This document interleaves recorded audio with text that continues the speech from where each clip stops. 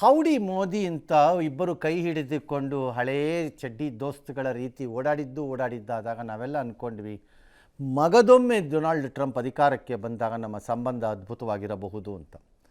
ಆದರೆ ಅದಾದ ನಂತರ ಪಹಲ್ಗಾಮ್ ಘಟನೆ ನಡೆದು ಆಪರೇಷನ್ ಸಿಂಧೂರ ನಡೆದ ನಂತರ ನಡೆದ ಬೆಳವಣಿಗೆಗಳ ಪರಿಣಾಮ ತೀವ್ರ ಹಿನ್ನಡೆಯನ್ನು ಕಂಡಿದ್ದ ಅಮೆರಿಕ ಮತ್ತು ಭಾರತದ ಸಂಬಂಧ ಕುದುರಿಸಲು ಅಥವಾ ರಿಪೇರಿ ಮಾಡುವ ಮೊದಲ ಪ್ರಯತ್ನ ಇವತ್ತು 16 ತಿಂಗಳ ಬಳಿಕ ನಡೀತು ಇವಿಯಾನ್ ಫ್ರಾನ್ಸಲ್ಲಿ. ಫ್ರಾನ್ಸ್ನ G7 ಶೃಂಗಸಭೆಯಲ್ಲಿ ಪಾಲ್ಗೊಂಡಿರುವ ಅಮೆರಿಕದ ಅಧ್ಯಕ್ಷ ಡೊನಾಲ್ಡ್ ಟ್ರಂಪ್ ಹಾಗೂ ಭಾರತದ ಪ್ರಧಾನಿ ನರೇಂದ್ರ ಮೋದಿಯವರು ಸಭೆಯ ನಂತರದ ಸಮಯಗಳಲ್ಲಿ ಭೇಟಿ ಮಾಡಿ ಒಬ್ಬರಿಗೊಬ್ಬರು ಮಾತುಕತೆಯನ್ನು ನಡೆಸಿದ್ರು. ಮುಖಾಮುಖಿಯಾದರೂ 16 ತಿಂಗಳಲ್ಲಿ ಮಧ್ಯೆ ದೂರವಾಣಿಗಳಲ್ಲಿ ಮಾತಾಡಿದ್ದು ಉಂಟು. ನಿನ್ನೆ ಶೃಂಗಸಭೆಯಲ್ಲಿ ಎದುರಾಗಿದ್ದ ಟ್ರಂಪ್ ಬಳಿ ಒಮನ್ ಕೊಲ್ಲಿನಲ್ಲಿ ಟ್ರಂಪ್ ಬಳಿ ಎದುರಾಗಿದ್ದಾಗಲ್ಲ, ಸಭೆಯಲ್ಲೇ ಅವರು ಹೇಳಿದರು ಅದನ್ನು ಪ್ರಧಾನಮಂತ್ರಿಗಳು ತಮ್ಮ ಓಪನಿಂಗ್ ರಿಮಾರ್ಕ್ಸಲ್ಲಿ. ಭಾರತೀಯ ನಾವಿಕರು ಮೃತಪಟ್ಟ ವಿಚಾರವನ್ನು ಅವರು ಪ್ರಸ್ತಾಪಿಸಿ ಕಳವಳ ವ್ಯಕ್ತಪಡಿಸಿದರು ಮತ್ತು ಈ ನಾವಿಕರುಗಳ ಜೀವ ರಕ್ಷಣೆಗೆ ಎಲ್ಲ ದೇಶಗಳು ಮುಂದಾಗಿರಬೇಕು, ಅವ್ರಿಗೆ ಹೀಗಾಗಬಾರ್ದು ಅನ್ನೋದು ನಮ್ಮ ಭಾರತದ ನಿಲುವಾಗಿತ್ತು. ಇರಾನ್ ಜೊತೆಗಿನ ಒಪ್ಪಂದದಲ್ಲಿ ನಾವಿಕರ ಸುರಕ್ಷತೆ ವಿಷಯವೂ ಇರುತ್ತೆ ಅಂತ ನಾನು ಅಂದ್ಕೊಂಡಿದ್ದೀನಿ ಅನ್ನೋದನ್ನು ಇವತ್ತು ಪ್ರಧಾನಿ ತಮ್ಮ ಇಬ್ಬರ ಮುಖಾಮುಖಿ ಭೇಟಿಯಲ್ಲಿ ಈ ಪ್ರಸ್ತಾಪವನ್ನು ಮಾಡಿದ್ರು. ಅದಕ್ಕೆ ನೇರ ಉತ್ತರವನ್ನು ಟ್ರಂಪ್ ಏನೂ ಕೊಡಲಿಲ್ಲ. ಇದು ರಫ್ ವ್ಯವಹಾರಗಳು ಅಂದರೆ ಉದ್ಯೋಗಗಳು ಇವೆಲ್ಲ ನಾನು ಒಪ್ತೀನಿ ಅದನ್ನು, ಬಟ್ ಆದರೆ ನಾವಿಬ್ಬರು ಅದನ್ನು ರಿಸಾಲ್ವ್ ಮಾಡ್ಕೋತೀವಿ ಅಂತ ಅಂದರೆ ಹೊರತು ಸಾರಿ ನಾವು ಹೊಡೆದ್ವಿ 3 ಹಡಗಿಗೆ ನಿಮ್ಮವ್ರು 3 ಜನ ಹೋಗ್ಬಿಟ್ರು ಅದನ್ನು ಆ ಥರದ್ದು ಯಾವುದೂ ಬಂದಿರಲಿಲ್ಲ ಅಲ್ಲಿ. ಇನ್ನು ಈ ಸಭೆಗೆ ಮೊದಲು ಮತ್ತು ಈ ಸಭೆಯಲ್ಲೂ ಎರಡರಲ್ಲೂ ಈಗ ನೀವು ಸ್ಕ್ರೀನ್ ಮೇಲೆ ನೋಡ್ತಾ ಇರೋದು ದ್ವಿಪಕ್ಷೀಯ ಸಭೆ ಇದು. ಅದರಲ್ಲಿ ಟ್ರಂಪ್ ಹೇಳಿದ್ದಿದ್ದು ಪ್ರಧಾನಿ ಮೋದಿ ಅತ್ಯಂತ ಶಾಂತ ಸ್ವಭಾವದವರು ಮತ್ತು ಸೌಮ್ಯವಾಗಿ ಕಾಣ್ತಾರೆ. Is a very cool and ಆರಾಮ್ ಗೈ, ಅವರು ತುಂಬ ಆರಾಮಾಗಿ ಕಾಣ್ತಾರೆ. ಆದರೆ ಈಸ್ ಎ ಟೋಟಲ್ ಕಿಲ್ಲರ್ ಅಂತಂದರು. ಟೋಟಲ್ ಕಿಲ್ಲರ್ ಅಂತಂದರೆ ಕಿಲ್ಲರ್ ಆ ಇಂಗ್ಲೀಷಿನ ಕಿಲ್ಲರ್ ಪದದ ಅರ್ಥ ಅಲ್ಲ ಅದು. ಅಂದರೆ ಟೋಟಲ್ ಕಿಲ್ಲರ್ ಅಂದರೆ ಅವ್ನು ಒಳ್ಳೆ ಮರ್ಡ್ರ್ ಮಾಡ್ತಾನಪ್ಪ ಅಂತ ಹಂಗಲ್ಲ ಅದು. ಕಿಲ್ಲರ್ ಅಂದರೆ ಈ ಫಿಲಮ್ನಲ್ಲೆಲ್ಲ ಸಾಮಾನ್ಯವಾಗಿ ಹೀರೋಗಳೆಲ್ಲ ತುಂಬ ಮುದ್ದಾಗಿ ಚಾಕ್ಲೇಟ್ ಹೀರೋಗಳ ಥರ ಇದೆ, ಈಸ್ ಎ ಟೋಟಲ್ ಕಿಲ್ಲರ್ ಅಂತ ಹೇಳ್ತಾರಲ್ಲ, ಆ ಥರ ಅಂದರೆ ಹೆಣ್ಮಕ್ಳ ವಿಚಾರಕ್ಕೆ ಆ ಥರದಲ್ಲಿ ಅದು ಕಿಲ್ಲರ್ ಅನ್ನೋದು ಆ ಥರದ ಇದು. ಅಂದರೆ ಅವರು ನೋಡಲಿಕ್ಕೆ ಸುಂದರ, ಅದನ್ನು ಅವ್ರು ಹೇಳ್ತಾರೆ ಟ್ರಂಪು ಎಲ್ಲ ಚೆನ್ನಾಗಿದೆ. ನನಗೆ ಭಾಳ ಜನ ಹೇಳ್ತಾರೆ ಈಸ್ ಎ ನೈಸ್ ಗೈ ಅಂತ ಹೇಳ್ತಾರೆ, ಬಟ್ ನನ್ನ ಪ್ರಕಾರದಲ್ಲಿ ಈಸ್ ಎ ನೈಸ್ ಗೈ ನಿಜ, but is a very difficult ಸಂಧಾನಕಾರ ಮತ್ತು ನೆಗೋಷಿಯೇಟರು, ತುಂಬ ಕಷ್ಟ ಕೊಡ್ತಾರೆ ನನಗೆ ಅಂತ ಹೇಳಿಕೊಂಡ್ರು. ಯಾವ ಆದರೆ ಈ ಸಭೆಯಲ್ಲಿ ಬಂದಂತಹ ಕೆಲವು ವಿಚಾರಗಳಲ್ಲಿ ಒಂದು ನನಗಂತೂ ಅತ್ಯಂತ ಆಶ್ಚರ್ಯಕರವಾಗಿದ್ದು, ಬಂದ ಪ್ರಶ್ನೆ ಏನೋ ಬಂದಿದ್ದ ಉತ್ತರ ಏನೋ, ಅದಕ್ಕೆ ಭಾರತ ಮತ್ತು ಅಮೆರಿಕ ಮಧ್ಯೆ ಇರುವಂತಹ ರಕ್ಷಣಾ ವ್ಯವಹಾರಗಳ ವಿಚಾರದಲ್ಲಿ ಬಂದ ಪ್ರಶ್ನೆಗೆ ಅವರು ಕೊಟ್ಟ ಉತ್ತರ ನೋಡಿ. ಮೋದಿ ಇರುವವರೆಗೆ, ನಾನು ಅಧ್ಯಕ್ಷನಾಗಿರುವವರೆಗೆ ಅವ್ರು ಹೇಳಿದ್ದಿದ್ದು, ಭಾರತದ ಮೇಲೆ ಯಾರಾದರೂ ಏನಾದ್ರು ದಾಳಿ ಮಾಡಿದ್ರೆ ನಾವು ರಕ್ಷಣೆಗಿದ್ದೀವಿ, ಯು ಅಸ್ಯೂಮ್ ನಾವು we are there to support you, ನಿಮ್ಮ ಜೊತೆ ನಿಂತ್ಕೋತೀವಿ ನಾವು ಅವಾಗ ಅಂತಂದರೆ ಸಪೋರ್ಟಿಗೆ ಬರ್ತೀವಿ ನಾವು ಅಂತ ಹೇಳಿಬಿಟ್ರು ಭಾರತದ ರಕ್ಷಣೆಗೆ. ಅದು ಹೆಂಗೆ ಅಂತ ನನಗೂ ಗೊತ್ತಿಲ್ಲ. ಈ G7 ಸಭೆ ಇವಾಗ ಮುಗಿದಿದೆ, ಎಲ್ಲರೂ ಅವರವರ ದೇಶಕ್ಕೆ ಹೊರಡ್ತಾ ಇದ್ದಾರೆ ವಾಪಸ್ಸು. ಇದಾದಮೇಲೆ G7 ಕನ್ಕ್ಲೂಡಿಂಗ್ ರಿಮಾರ್ಕ್ಸಲ್ಲಿ ಒಂದು ಪ್ರೆಸ್ ಕಾನ್ಫರೆನ್ಸ್ ಇರುತ್ತೆ, ಅದಕ್ಕೆ ಅವರೇನೋ ಉತ್ತರಗಳನ್ನು ಕೊಟ್ಕೋತಾರೆ. ಈ ಸಭೆಯಲ್ಲಿ ಇಟಲಿಯ ಪ್ರಧಾನಿ ಜಾರ್ಜಿಯಾ ಮೆಲೋನಿ ಕೂಡ ಭಾಗವಹಿಸಿದ್ರು. ಅವರು ಮೋದಿ ಕಂಡ ತಕ್ಷಣ ಹೋಗಿ ಜೋಕ್ ಮಾಡಿದ್ದಾರೆ. ಮೋದಿನ ಕಂಡು ಮೆಲೋನಿ, ನಿಮ್ಮನ್ನು ನೋಡಿ ಖುಷಿಯಾಯಿತು, ನಾವು ಇನ್ಸ್ಟಾಗ್ರಾಮಲ್ಲಿ ನಾವಿಬ್ಬರು ಅತ್ಯಂತ ಫೇಮಸ್ ಜೋಡಿಯಾಗಿ ಹೋಗಿದ್ದೀವಿ ಅಂತ ಜೋಕ್ ಮಾಡಿದ್ದಾರೆ. ಈಗ ಹಿಂದೆ ಅವರು ಚಾಕ್ಲೇಟ್ ಕೊಟ್ಟಿದ್ದರು, ಡ್ಯಾಶು ಎಲ್ಲ ಇತ್ತು. ಈ ಮಧ್ಯೆ ಆ ಸಭೆಯಲ್ಲಿ ಎಲ್ಲರೂ ಸಭೆ ಮುಗಿದೋ ಮೊದಲು ಮಾತಾಡ್ತಾ ಇದ್ದಾಗ ಪ್ರಧಾನಮಂತ್ರಿಗಳು ಬ್ರಿಟನ್ನ ಪ್ರಧಾನಮಂತ್ರಿನ ಎಲ್ಲಿಂದನೂ ಇದ್ದವ್ರನ್ನ ಕರೆದು ಕೈ ಹಿಡಿದು ಎಳ್ಕೊಂಡು ಸೈಡಿಗೆ ಥ್ಯಾಂಕ್ ಯು ಪ್ರಧಾನಿಯವರೇ ನಿಮಗೆ ನನಗೆ ನಾವು ಅದನ್ನು ಅನೌನ್ಸ್ ಮಾಡಬೇಕು. ಅದಕ್ಕೆ ಅಲ್ಲಿಯೇ ಪ್ರಧಾನಿ ಕೇಳ್ತಾರೆ ಹೇಗೆ ಅನೌನ್ಸ್ ಮಾಡೋಣ, ನಿಮ್ಗೇನಾದ್ರು ಸುಮ್ಮನೆ ಒಂದು ಸ್ಟೇಟ್ಮೆಂಟ್ ಕೊಟ್ಬಿಡೋಣವಾ ಅಥವಾ ಏನಾದ್ರು ಬೇರೆ ಏನಾದ್ರು ವಿಶೇಷವಾಗಿ ಒಂದು ಆಲೋಚನೆ ಮಾಡ್ತಾ ಇದ್ದೀರಾ, ಏನು ಸಮಾಚಾರ ಅಂತ ಕೇಳ್ತಾರೆ. ಅದು ಅಲ್ಲಿ ಇದ್ದಿದ್ದ ಮೈಕ್ಸಲ್ಲಿ ಕ್ಯಾಚ್ ಆಗಿಬಿಟ್ಟಿದೆ. ಅದು ಏನು ಅಂತೆಲ್ಲ ಹುಡುಕಿದ್ದಾರೆ ಭಾರತದಲ್ಲಿ. ಏನದು ಥ್ಯಾಂಕ್ ಯು ಹೇಳಿದ್ದು ನಮ್ಮ ಪ್ರಧಾನಿ ಆ ಪ್ರಧಾನಿಗೆ ಮಾಡಿದ್ದಕ್ಕೆ ಅಂದರೆ ಜುಲೈ 15ನೇ ತಾರೀಕಿಂದ ನಮ್ಮಿಬ್ಬರ ಮಧ್ಯೆ ಮುಕ್ತ ವ್ಯಾಪಾರ ಒಪ್ಪಂದ ಆಗಿರೋದು ಜಾರಿಗೆ ಬರೋ ದಿನವಾಗಿ ಪ್ರಕಟ ಮಾಡ್ತಿದ್ದಾರೆ. That's a very important. ಅದು ಆ್ಯಕ್ಚುಲಿ ಹೇಳಬೇಕು ಅಂದರೆ ಸಾಮಾನ್ಯ ಜನರಿಗೆ ಈ ಸುದ್ದಿಯನ್ನು ನೋಡೋರಿಗಾಗಲಿ ಅಥವಾ ಈ ಸುದ್ದಿಯ ಜೊತೆ ನಮ್ಮ ಜೊತೆ ಇರೋರಿಗಾಗಲಿ ನಮ್ಮ ಸಾಮಾನ್ಯ ಜನರಿಗೆ ತೊರೆಕಾಡಿನಹಳ್ಳಿನಲ್ಲಿರೋರ್ಗೆ ಯಾರಿಗೋ ತುಂಬ ಲಾಭ ಆಗತ್ತೆ ಅಂತ ನಾನೇನು ಹೇಳಿಲ್ಲ. ಬಟ್ ಒಂದು ದೇಶವಾಗಿ ಹೇಳ್ತಾ ಇದ್ದೀನಿ, ಅದು ಅತ್ಯಂತ ಇಂಪಾರ್ಟೆಂಟ್ ಅನೌನ್ಸ್ಮೆಂಟ್ ಆಗುತ್ತೆ ಒಂದು ದೇಶದ ವಿಚಾರದಲ್ಲಿ. ನಮ್ಮ ಇಬ್ಬರ ನಡುವೆ ಮುಕ್ತ ವ್ಯಾಪಾರ ಒಪ್ಪಂದ, ಫ್ರೀ ಟ್ರೇಡ್ ಅಗ್ರಿಮೆಂಟ್ ಆಗೋಗಿದೆ ಅಗ್ರಿಮೆಂಟ್ ಏನೋ, ಜಾರಿಗೆ ಬರಬೇಕಾಗಿತ್ತದು, ಅದು ಈಗ 15ನೇ ತಾರೀಕಿಂದ ಜಾರಿಗೆ ಬರುತ್ತೆ. ಓಕೆ, ಬಟ್ ನಾವು ಏನೇ ದಾಳಿ ಆದರೂ ಕೂಡ ಭಾರತ ಜೊತೆಗೆ ನಿಲ್ತೀವಿ ಅಂತಾರಲ್ಲ ಸರ್, ರೀಸೆಂಟಾಗಿ ಪಾಕಿಸ್ತಾನ ಇವತ್ತಿನ ಸಭೆಯನ್ನು ತುಂಬ ಗಂಭೀರವಾಗಿ ತಗೋಬಾರ್ದು. ಓಕೆ, ಇವತ್ತಿನ ಸಭೆಯನ್ನು ಇಷ್ಟರ ಮಟ್ಟಿಗೆ ನೋಡಬೇಕು, ಇವರಿಬ್ಬರ ದ್ವಿಪಕ್ಷೀಯ ಮಾತುಕತೆ. ಇದರಲ್ಲಿ ನಮ್ಮ ನಿರೀಕ್ಷೆಯಂತೆಯೇ ಭಾಳ ದೊಡ್ಡ ಪ್ರಕಟಣೆಗಳೇನು ಬಂದಿಲ್ಲ ಇದರಲ್ಲಿ ಈ ಸಭೆಯಿಂದ. ಆದರೆ ಈ ಸಭೆಯ ಸಮಾಧಾನಕರ ವಿಚಾರ ಏನಂದರೆ ನೆಗೆಟಿವ್ ಆಗಿ ಏನು ಬಂದಿಲ್ಲ, ಇನ್ನೇನೋ ಗೋಜಲೆಪ್ಸಿಲ್ಲ. ಈ ಐಲ್ದವ್ರು ಇನ್ನೇನೋ ಗೋಜಲೆಪ್ಸ್ಬಿಟ್ಟು ಹೋಗಿಲ್ಲ. ಆಮೇಲೆ ನಮ್ಮ ಪುಣ್ಯ ಅದು, ಅಥವಾ ಮೋದಿ ಪುಣ್ಯ ಇರಬೇಕು, ಗೊತ್ತಿಲ್ಲ ಅದು ಏನು ಅಂತ. ಹಾಗಾಗಿ ಈ ಸಭೆನ ನಾವು ತುಂಬ ಗಂಭೀರವಾಗಿ ನೋಡಬೇಕು ಅಂತಿಲ್ಲ, ನಂಬರ್ 1. ಆದರೆ ಟ್ರಂಪ್ ಹೇಳ್ತಾ ಇರೋದೇನಿದೆ, ಇಬ್ಬರ ನಡುವಿನ ಈ ಸಂಬಂಧ ಏನಿದೆ ಅದನ್ನು ಮಗದೊಮ್ಮೆ ಒಂದು ಹಳಿಗೆ ತರುವ ಪ್ರಯತ್ನ ನಡೀತಾ ಇದೆ ಈಗ.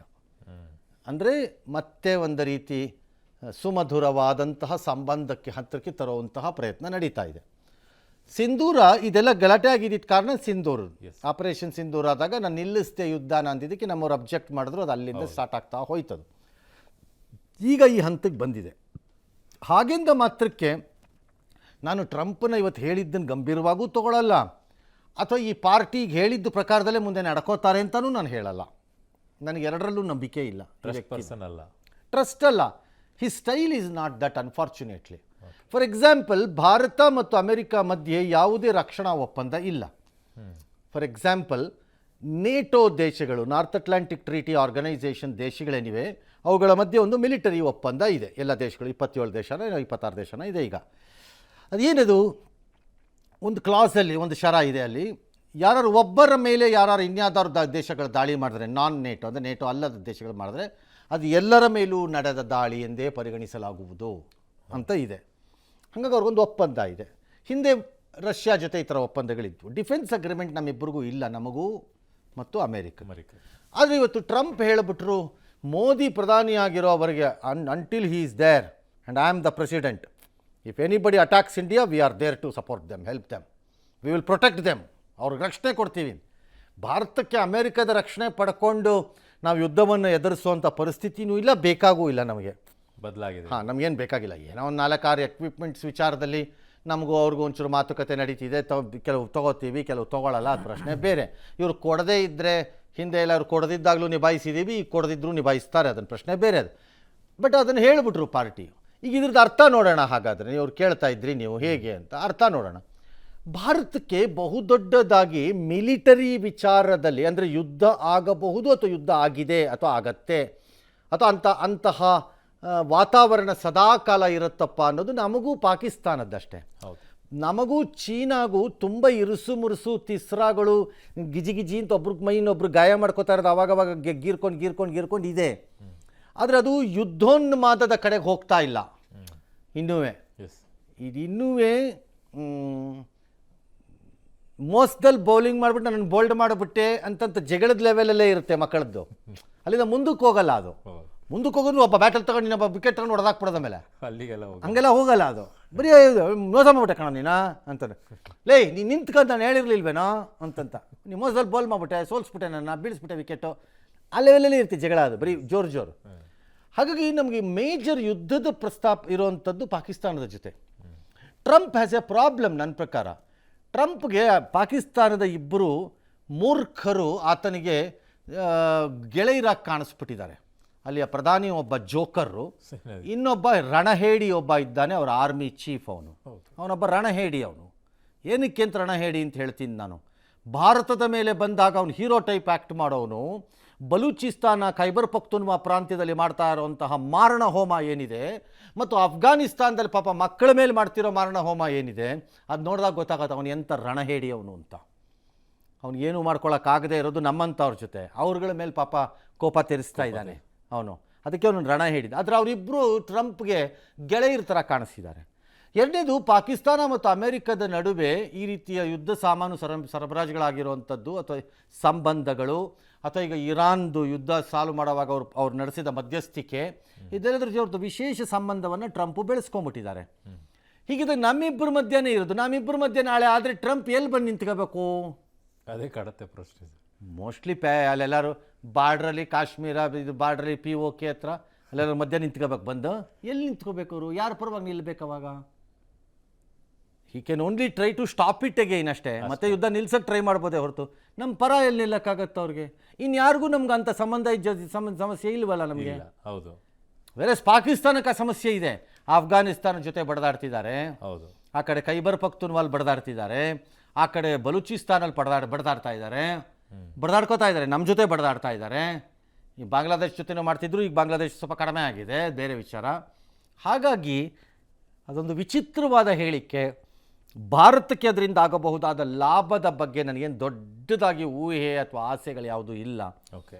ಅದನ್ನೊಂದು ಆ ಸಂದರ್ಭದಲ್ಲಿ ಏನೋ ಒಂದು ಮೆಚ್ಚಿಸಲು ಈ ಈ ಈ ಈ ಸಭೆಗಳಲ್ಲಿ ರಾಜಕಾರಣಿಗಳು ಮಾಡೋ ಭಾಷಣನ ತುಂಬ ಗಮನ ತಗೋಬಾರ್ದು ನೀವು.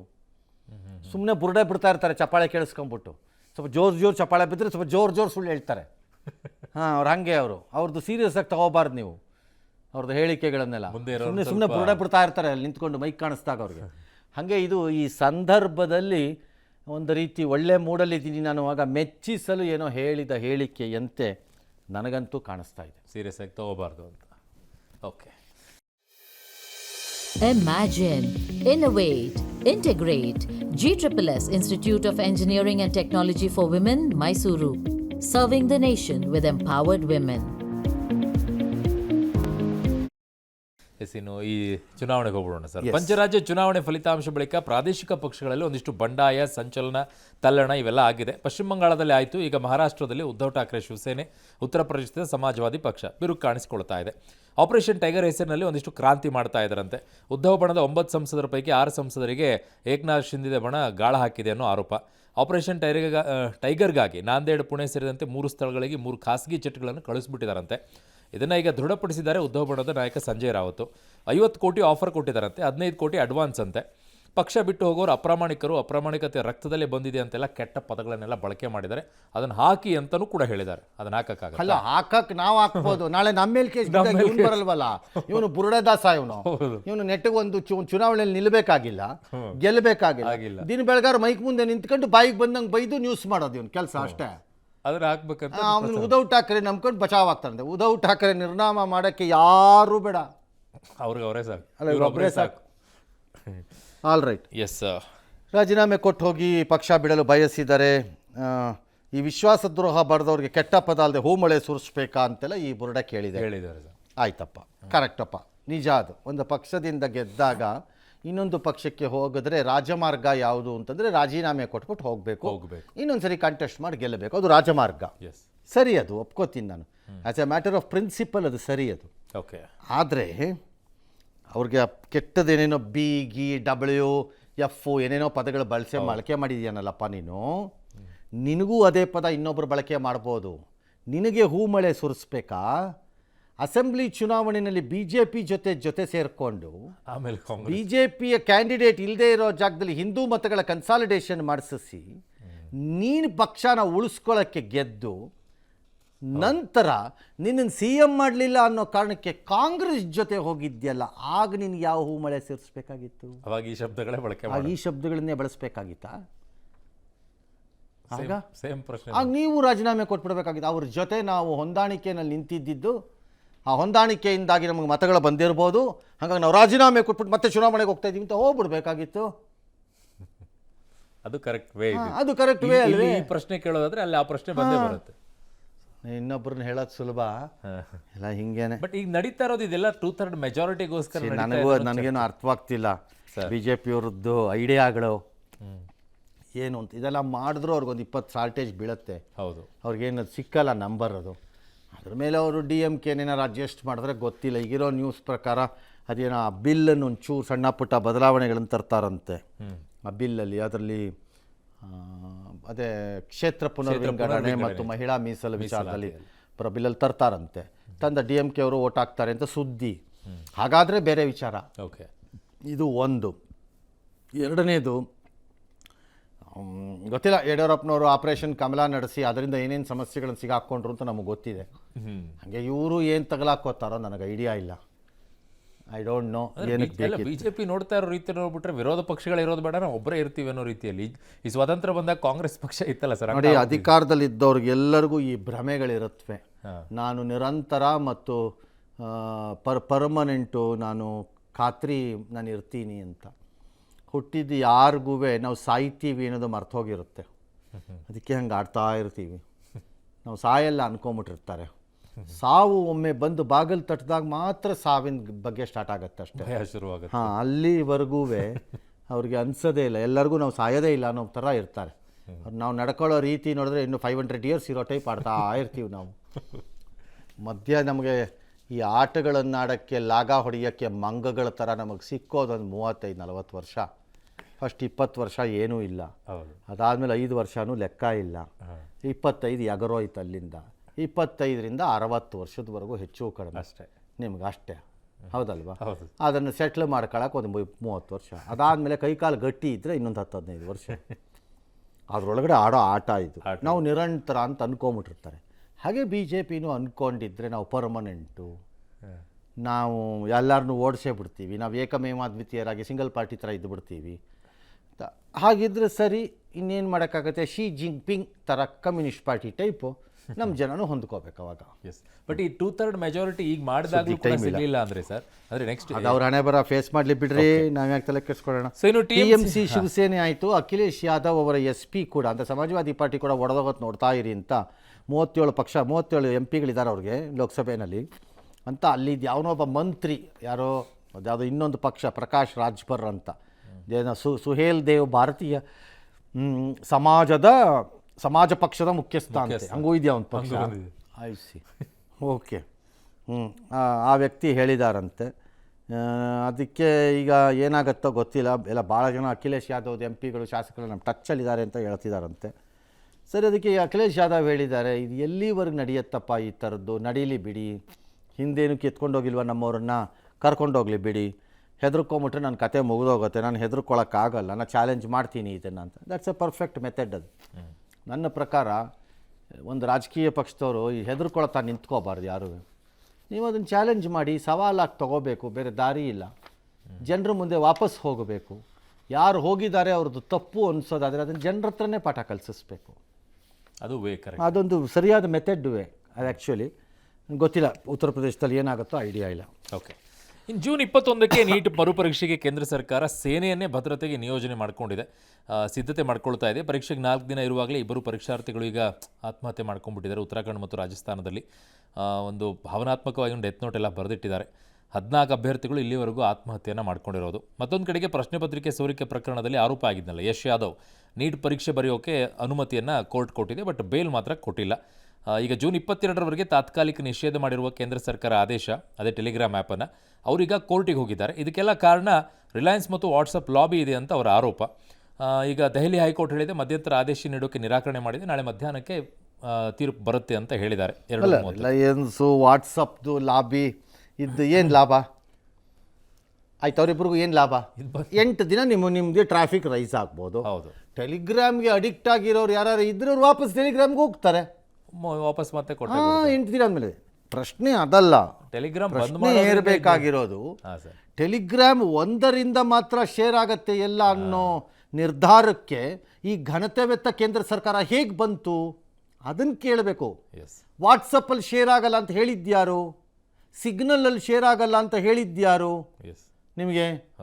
ಅಥವಾ ಇನ್ಯಾವುದೋ ಆ್ಯಪ್ಗಳಲ್ಲಿ ಶೇರ್ ಆಗಲ್ಲ ಇದು ಅಂತ ಹೇಳಿದ್ಯಾರು ನಿಮಗೆ? ಬರೀ ಇದೊಂದರಲ್ಲೇ ಆಗತ್ತೆ ಅಂತ ಹೆಂಗೆ ಹೇಳ್ತೀರಿ ನೀವು? ಫೇಸ್ಬುಕ್ಕಲ್ಲಿ ಶೇರ್ ಆಗಬಾರ್ದು ಅಂತ ಎಲ್ಲಿದೆ? ಅಥವಾ ಯಾವ್ಯಾವುದೋ ಸಣ್ಣ ಪುಟ್ಟ ಆ್ಯಪ್ಗಳಿವೆ, ಕೆಲವೆಲ್ಲ ಗೊತ್ತೇ ಆಗ್ತಿಲ್ಲ, ಅವೆಲ್ಲ ಗೊತ್ತೇ ಆಗಲ್ಲ ನಿಮಗೆ. ಅದು ಏನೇನೋ ರಿಲೇಟೆಡ್ ಇರುತ್ತೆ, ಅದರಲ್ಲಿ ಶೇರ್ ಮಾಡ್ತಿರ್ತಾರೆ. ನಿಮ್ಗೆ ಹೆಂಗೆ ಗೊತ್ತದು? ಬರೀ ಈ ಟೆಲಿಗ್ರಾಮೇ ಯಾಕೆ? ಲಾಸ್ಟ್ ಟೈಮ್ ಆಗಿತ್ತು ಅಂತ ಈಗ ಅದನ್ನು ಮಾಡಿದೀವಿ ಅಂತ ತೋರಿಸ್ಕೊಂಡು ಒಳ್ಳೆ ಕತೆ ಆಯಿತು. ಹಂಗಾರೆ ಒಂದು ಟೆಲಿಗ್ರಾಮ್ಗೆ ಕ್ವಶನ್ ಪೇಪರ್ ಹೆಂಗೆ ಹೋಯ್ತು ಅನ್ನೋ ಪ್ರಶ್ನೆಗೆ ನೀವು ಉತ್ತರ ಕೊಡಬೇಕು, ಇನ್ನೂ ಕೊಟ್ಟೇ ಇಲ್ಲ. ಅಥವಾ ಟೆಲಿಗ್ರಾಮ್ ತಪ್ಪು ಮಾಡ್ತು ಅಂತ ಹೇಳಬೇಕು. ಯೂಸ್ ಮಾಡಿದ್ದು ಒಂದು ಆ್ಯಪ್, ಬಟ್ ಕೊಟ್ಟವ್ರು ಯಾರು ಕೊಟ್ಟವರು? ಲೀಕ್ ಆಗಿದ್ದು ಎಲ್ಲಿ ಅನ್ನೋ ಉತ್ತರನ ಆ ಕಚಡ NTA ಎಲ್ಲಿ ಕೊಟ್ಟಿದೆ? ಆ NTA ಯಾವನಾದರೂ ಒಬ್ಬ ಹಲ್ಕಟ್ಗಳು ಕಚಡಗಳವರು, ಅವ್ರಿಗೆ ಎಂತೆಂಥ ಪದ ಬಳಸೋದು ತಪ್ಪಾಗಲ್ಲ ನನ್ನ ಪ್ರಕಾರದಲ್ಲಿ. ಸಂಜಯ್ ರಾವತ್ ಹೇಳಬೇಕು ಪದಗಳನ್ನು ಹುಡುಕು ಅಂತ. ಅದಕ್ಕೆ ಇದನ್ನ ಬ್ಯಾನ್ ಮಾಡಿದಕ್ಕೆ NTA ವೆಲ್ಕಮ್ ಮಾಡುತ್ತೆ ಸರ್. ನೀನು ಯಾವನೇ ವೆಲ್ಕಮ್ ಮಾಡೋಕ್ಕೆ? ಬಾಯಿ ಮುಚ್ಕೊಂಡು ಕೂತ್ಕೋ, ಅಯೋಗ್ಯ. ಒಂದು ಎಕ್ಸಾಮ್ ನಡ್ಸಕ್ಕೆ ಬರಲ್ಲ ಒಂದು ದೇಶಕ್ಕೆ ಅನ್ನೋದಾದರೆ ಯಾವ ದೇಶ ರೀ ಇದು? ಇದೇನು ದೇಶನೇನ್ರಿ? ಸೈನಿಕರನ್ನ ಬಳಕೆ ಮಾಡ್ಕೊಂಡು ಒಂದು ಎಕ್ಸಾಮ್ ನಡೆಸ್ತೀವಿ ಅನ್ನೋ ಸ್ಟೇಜಿಗೆ ಬಂದಿದ್ದೀರಿ ಅಂತಂದರೆ ನಿಮ್ಮ NTA ಅಥವಾ ಅದು ಯಾರು ಎಜುಕೇಷನ್ ಮಿನಿಸ್ಟರ್ ಅಥವಾ ಎಜುಕೇಷನ್ ಡಿಪಾರ್ಟ್ಮೆಂಟ್ ನಂಗೆ ಅರ್ಥ ಆಗದೆ ಇರೋದು. ನಾಚಿಕೆ ಇಲ್ವೇನ್ರಿ? ಮಾನ ಮರ್ಯಾದೆ ಇಲ್ವೇನ್ರಿ ನಿಮ್ಗಳಿಗೆ?